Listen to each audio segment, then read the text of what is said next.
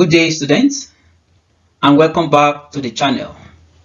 Today we are going to study an important topic in economics known as the labor market. This topic is very important because it helps us understand how people get jobs, how wages are paid, and why some workers earn more than others. This is a topic that is frequently tested in WAEC, NECO, and other senior secondary examinations. By the end of this lesson, you should clearly understand the meaning of labor market, demand and supply of labor, wages, and how wages are determined. So, sit back, pay attention, and let's begin. Let us first understand what the labor market means. The labor market is a place where workers and employees meet. The labor market is a place where workers and employees meet. It can be defined as a market in which buyers of labor and sellers of labor are in close contact or interact to determine wages and other conditions of employment.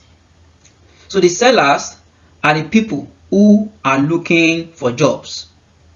The sellers are the workers. They are the ones who are looking for jobs. While the buyers are the employers. They are the people or organizations that want to hire workers. In the labor market, workers sell their ability to work, while employers buy that ability. The payments workers receive for their work is called wages.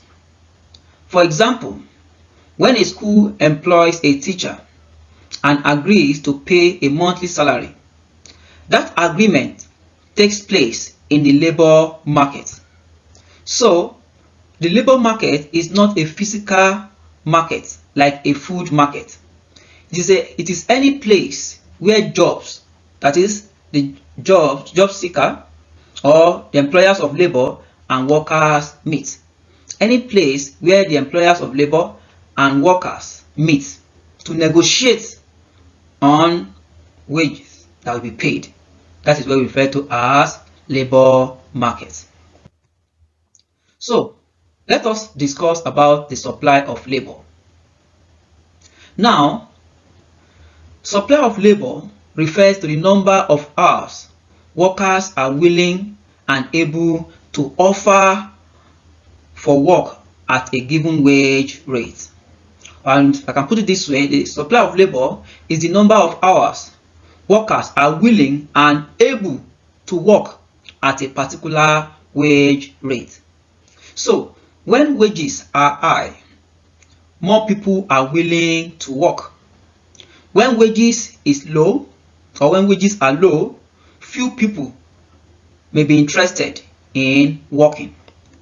For example, if a company pays 500,000 naira per month, many people will apply for the job in that company. But if the salary is, let's say, 50,000 naira per month, fewer people may be interested in such job. So, this shows how wages affect the supply of labor. Now, let's look at the factors that affect the supply of labor in a country. The factors that affect the supply of labor in a country. We can also see factors that affect the labor force. Because when we talk about labor force, we're also referring to the number of people who are available to work, who are also of the working age and are allowed by law to work. So the first factor we are going to consider is the size of the population. A country with a large population usually has more people available to work. Another factor that we are going to consider is age distribution. This has to do with people who are within the working age. For instance, for Nigeria, as an example, the working age in Nigeria is 18 to 60. So people who falls within this working age also determine the supply of labor in a country. Next is the official retirement age. If workers retire early, the supply of labor will reduce. But if the retirement age is increased, maybe from 60 to 65, the supply of labor will increase. Another factor is wage rate. Wage rate is an important factor that determines the supply of labor in a country. Higher wages encourage people to work longer hours or look for jobs. Higher wages encourage more people to work, while low wages may discourage workers. Another point is migration. Migration also affects the labor supply in a country. When people move into a country, labor supply will increase. But when people leave a country to another country, labor supply will decrease. And the last point here we're going to look at is the official school leaving age. If students stay longer in school, fewer young people are available for work in the short run. Now, let's look at the demand for labor. Demand for labor refers to the number of workers employers are willing and able to hire at a given wage rate and at a particular time. Employers demand labor because they want to produce goods and services. That is why demand for labor is considered as a derived demand. So demand for labor is a derived demand, like I said. It is required, labor is required because they want the labor to help in producing goods and services. For example, a bakery employs workers because it wants to produce bread. If people stop buying bread, the bakery will reduce the number of workers it employs. So demand for labor has to do with the total number of workers employers are willing and able to employ at a given wage rate. What are the factors that affect the demand for labor? What are the factors that affect the demand for labor? Just like we have several factors that affect demand and supply of labor, we also have several factors as well that also affect the demand for labor. The number one is the number of industries in a country. If we have a large number of industries available in a country, that will lead to higher in the demand for labor, because those industries we want to employ people to work for them, and that will lead to increase in demand for labor. Another one is the nature of industries. Labor intensive industries like farming and construction employ more workers than capital intensive industries. Another point we are going to look at is the size of the market. A large market increases production and therefore increases the demand for labor. If many people are buying goods, firms will employ more workers to produce more of that goods. So the size of the market also affects the demand for labor. Next point is the availability of other factors of production. Availability of other factors of production, such as capital and raw materials, also affects labor demand. If these are available, that is, these factors of production, if they are available, employers will demand more labor. Another point we are going to look at is the wage rate. This is one of the key factors that affects demand for labor. Wage rate. High wage rates may discourage employers from employing many workers. But when the wage rate is low, employers we want to employ more workers. So high wages may reduce the demand for labor, while low wages may increase its demand. And the next point is the state of employment in the country. During economic boom or economic growth, labor demand increases. That is, the demand for labor increases during economic growth or economic boom. But during economic recession, the demand for labor decreases. So during economic recession, there is high possibility that many workers will lose their job due to general decrease in demand for goods and services. And the last point is the demand for goods and services. The demand for goods and services affects labor demand. When consumers demand more goods, firms employ more workers to increase production. Now let's move to the next point. Let's talk about wages. Wages may be defined as the payments made to labor for their contribution to the process of production. Or I might like to put it this way, that wages are the payments workers receive for the work they do. So wages are also referred to as the price of labor. Price of labor. There are two main types of wages. We have nominal wages and we have real wages. Nominal wages is also referred to as money wages. This is the amount of money paid to a worker over a given period of time. For example, someone who earns a salary of 100,000 naira per month. That 100,000 naira the person earns is the nominal wage for that person. Another type of wage that we have is real wages. Real wages refer to the quantity of goods and services that a worker can buy with his or her money wage. The money you earn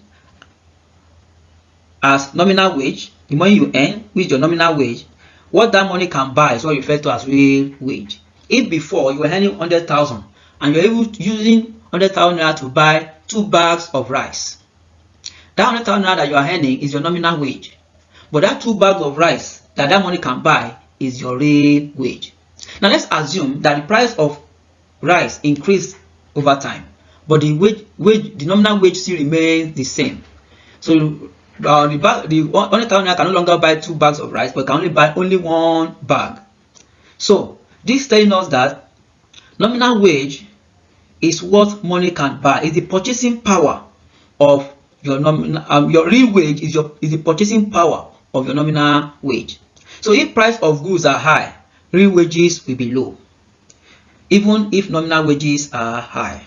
So while nominal wages deal with money, real wages deals with the purchasing power.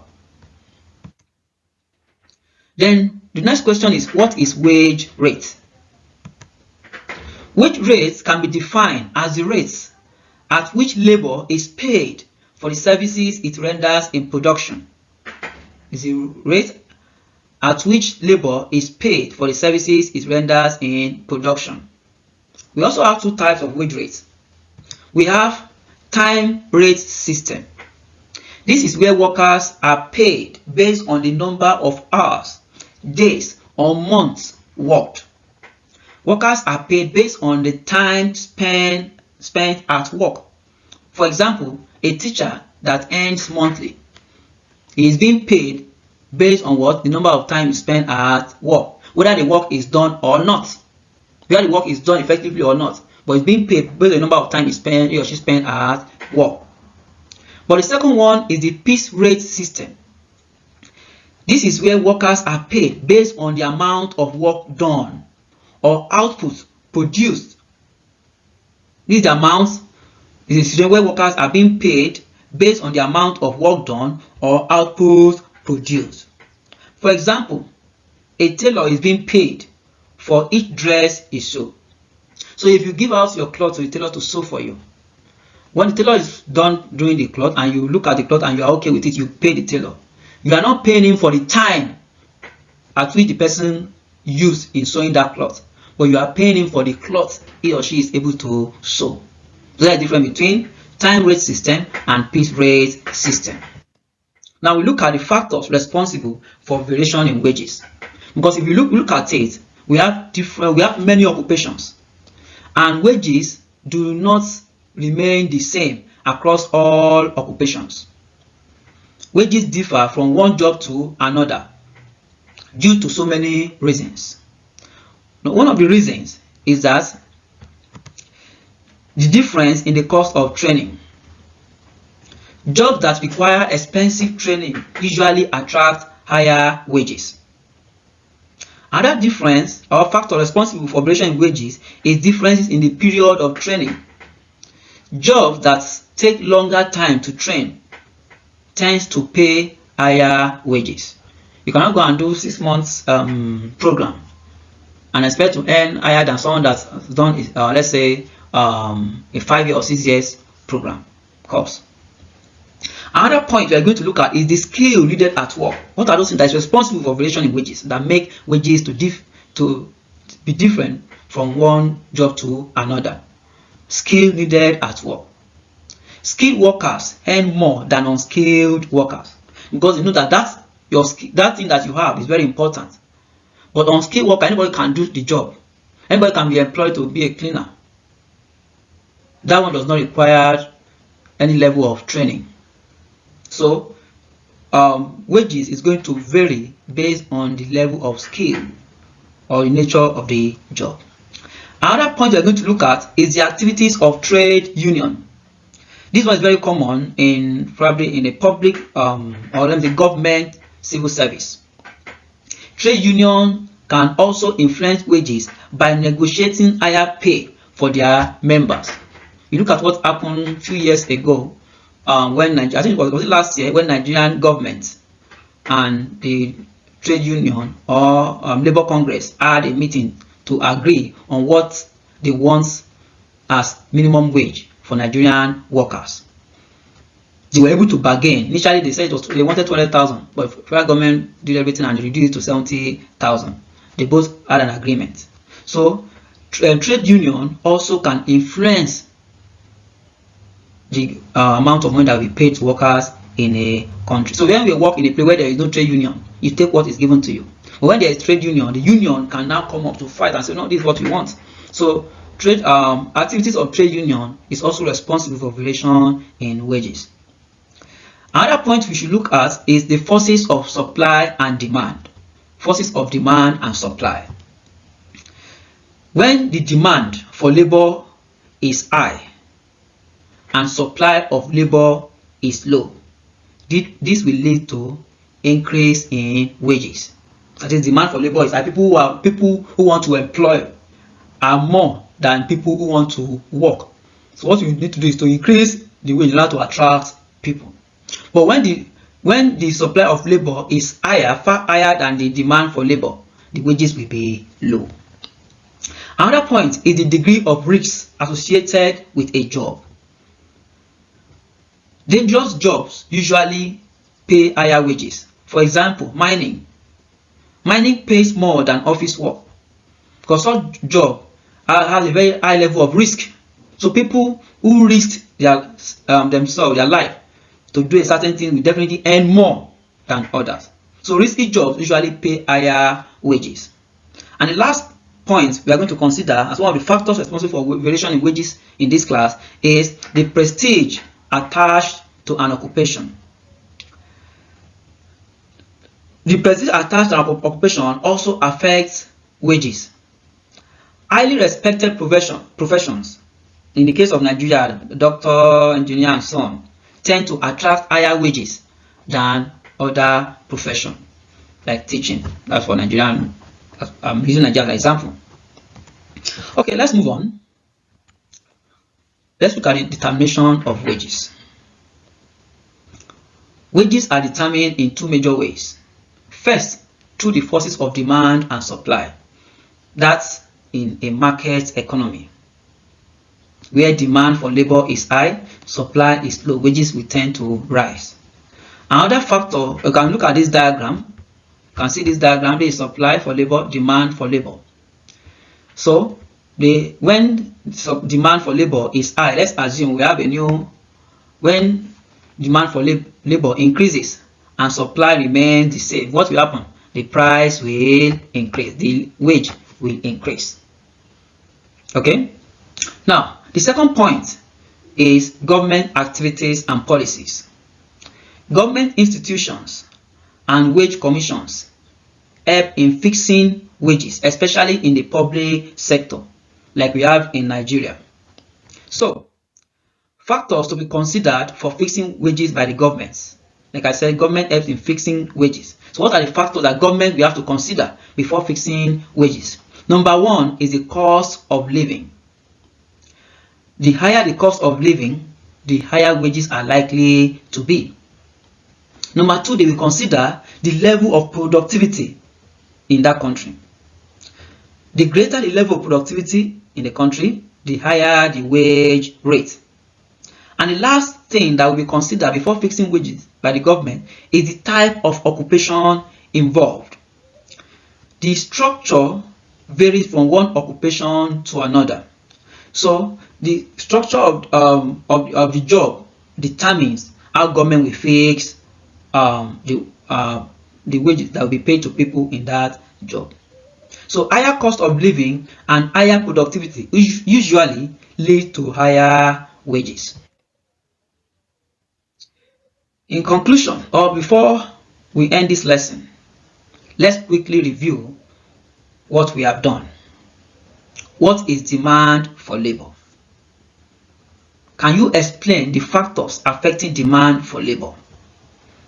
And what are the factors responsible for variation in wages? Try to answer these questions on your own to test your understanding.